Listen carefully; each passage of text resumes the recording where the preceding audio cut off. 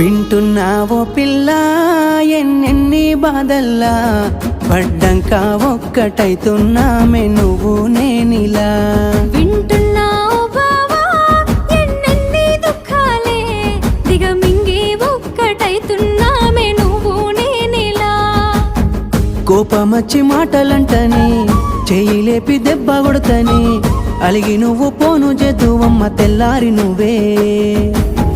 కొట్టినా నువ్వే గదనే తిట్టినా నువ్వే గదనే